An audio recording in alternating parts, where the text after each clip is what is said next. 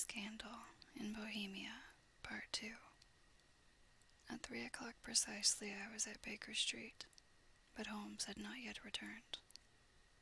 The landlady informed me that he had left the house shortly after 8 o'clock in the morning. I sat down beside the fire, however, with the intention of awaiting him, however long he might be. I was already deeply interested in his inquiry, for though it was surrounded by none of the grim and strange features which were associated with the two crimes which I have already recorded, still the nature of the case and the exalted station of his client gave it a character of its own. Indeed, apart from the nature of the investigation which my friend had on hand, there was something in his masterly grasp of a situation, in his keen, incisive reasoning, which made it a pleasure to me to study his system of work and to follow the quick, subtle methods by which he disentangled the most inextricable mysteries. So accustomed was I to his invariable success that the very possibility of his failing had ceased to enter into my head. It was close upon 4 before the door opened, and a drunken-looking groom, ill-kempt and side-whiskered, with an inflamed face and disreputable clothes, walked into the room. Accustomed as I was to my friend's amazing powers in the use of disguises, I had to look 3 times before I was certain that it was indeed he. With a nod he vanished into the bedroom, whence he emerged in 5 minutes, tweed-suited and respectable as of old. Putting his hands into his pockets, he stretched out his legs in front of the fire and laughed heartily for some minutes. "Well, really," he cried. And then he choked and laughed again until he was obliged to lie back, limp and helpless, in the chair. "What is it?" "It's quite too funny. I am sure you could never guess how I employed my morning, or what I ended by doing." "I can't imagine." "I suppose that you have been watching the habits and perhaps the house of Miss Irene Adler." "Quite so. But the sequel was rather unusual. I will tell you, however. I left the house after 8 o'clock this morning in the character of a groom out of work. There is a wonderful sympathy and Freemasonry among horserymen. Be one of them and you will know all there is to know. I soon found Briony Lodge. It is a bijou villa, with a garden at the back but built out in front right up to the road 2 stories. Chubb lock to the door. Large sitting room on the right side, well furnished, with long windows almost to the floor and those preposterous English window fasteners which a child could open. Behind there was nothing remarkable, save that the passage window could be reached from the top of the coach house. I walked round it and examined it closely from every point of view, but without noting anything else of interest. I then lounged down the street and found, as I expected, that there was a mews in a lane which runs down by one wall of the garden.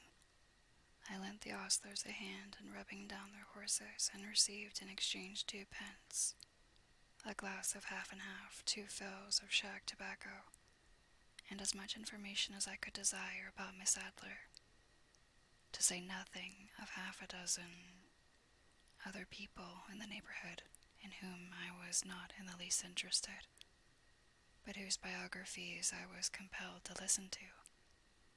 "And what of Irene Adler?" I asked.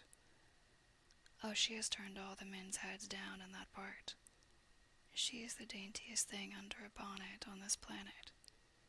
So say the Serpentine Muse to a man. She lives quietly, sings at concerts, drives out at 5 every day, and returns at 7 sharp for dinner. Seldom goes out at other times except when she sings. Has only 1 male visitor, but a good deal of him. He is dark, handsome, and dashing.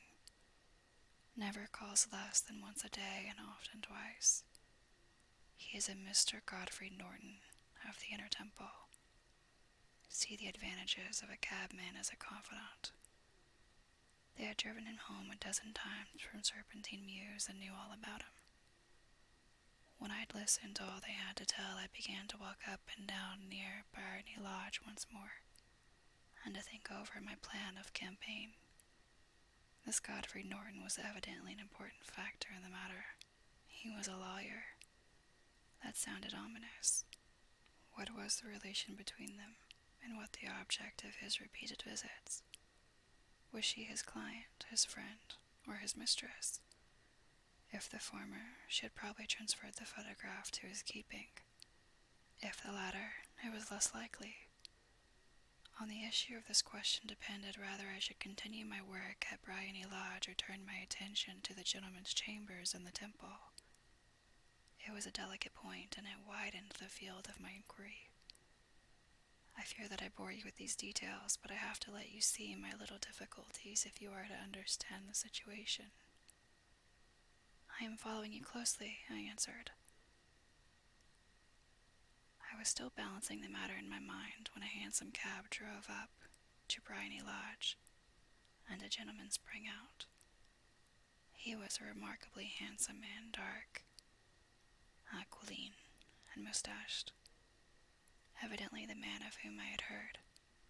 He appeared to be in a great hurry, shouted to the cabman to wait, and brushed past the maid who opened the door with the air of a man who was thoroughly at home. He was in the house about half an hour, and I could catch glimpses of him in the windows of the sitting room, pacing up and down, talking excitedly and waving his arms. Of her I could see nothing. Presently he emerged, looking even more flurried than before. As he stepped up to the cab, he pulled a gold watch from his pocket and looked at it earnestly. "Drive like the devil," he shouted. "First to Gross and Hankey's in Regent Street, then to the Church of St. Monica in the Edgware Road. Half a guinea if you do it in 20 minutes. Away they went, and I was just wondering whether I should not do well to follow them, when up the lane came a neat little landau, the coachman with his coat only half buttoned, and his tie under his ear, while all the tags of his harness were sticking out of the buckles. It hadn't pulled up before. She shot out of the hall door and into it. I only caught a glimpse of her at the moment, but she was a lovely woman with a face that a man might die for. "The Church of St. Monica, John," she cried, "and half a sovereign if you reach it in 20 minutes. This was quite too good to lose, Watson. I was just balancing whether I should run for it, or whether I should perch behind her landau when a cab came through the street. The driver looked twice at such a shabby fare, but I jumped in before he could object. "The Church of St. Monica," said I, "and half a sovereign if you reach it in 20 minutes. It was 25 minutes to 12, and of course it was clear enough what was in the wind. My cabby drove fast. I don't think I ever drove faster, but the others were there before us. The cab and the landau with their steaming horses were in front of the door when I arrived. I paid the man and hurried into the church. There was not a soul there save the two whom I had followed, and a surpliced clergyman who seemed to be expostulating with them. They were all three standing in a knot in front of the altar. I lounged up the side aisle like any other idler who has dropped into a church. Suddenly, to my surprise, the three at the altar faced round to me, and Godfrey Norton came running as hard as he could towards me. "Thank God," he cried. "You'll do. Come, come." "What then?" I asked. "Come, man, come. Only 3 minutes, or it won't be legal." I was half dragged up to the altar, and before I knew where I was, I found myself mumbling responses which were whispered in my ear, and vouching for things of which I knew nothing, and generally assisting in the secure tying up of Irene Adler, spinster, to Godfrey Norton, bachelor. It was all done in an instant, and there was the gentleman thanking me on the one side and the lady on the other, while the clergyman beamed on me in front. It was the most preposterous position which I ever found myself in my life, and it was the thought of it that started me laughing just now. It seems that there had been some informality about their license, that the clergyman absolutely refused to marry them without a witness of some sort, and that my lucky appearance saved the bridegroom from having to sally out into the streets in search of a best man. The bride gave me a sovereign, and I mean to wear it on my watch chain in memory of the occasion. This is a very unexpected turn of affairs. While I found my plans very seriously menaced, it looked as if the pair might take an immediate departure, and so necessitate very prompt and energetic measures on my part.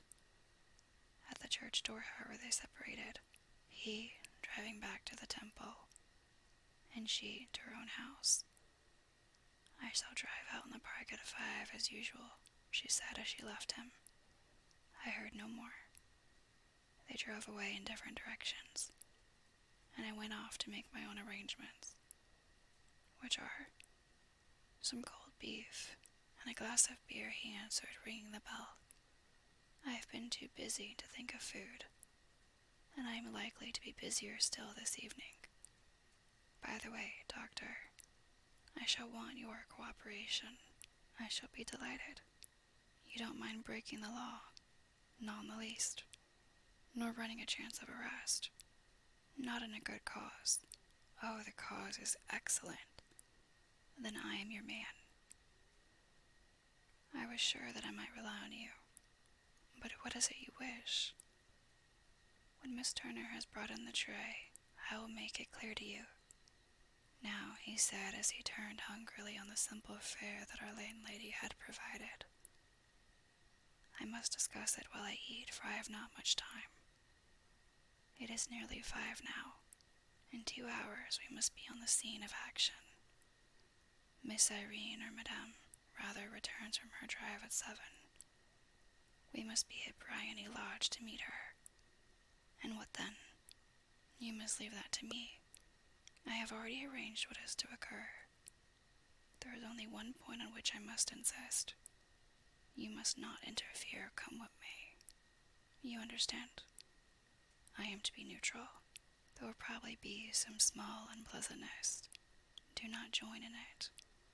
It will end in my being conveyed into the house. 4 or 5 minutes afterwards, the sitting-room window will open. You are to station yourself close to that open window. Yes. You are to watch me, for I will be visible to you. Yes. And when I raise my hand so, you will throw into the room what I give you to throw, and you will at the same time raise the cry of fire. You quite follow me?" "Entirely." "It is nothing very formidable," he said, taking a long cigar-shaped roll from his pocket. "It is an ordinary plumber's smoke rocket fitted with a cap at either end to make it self-lighting. Your task is confined to that. When you raise your cry of fire, it will be taken up by quite a number of people. You may then walk to the end of the street, and I will rejoin you in 10 minutes. I hope that I have made myself clear.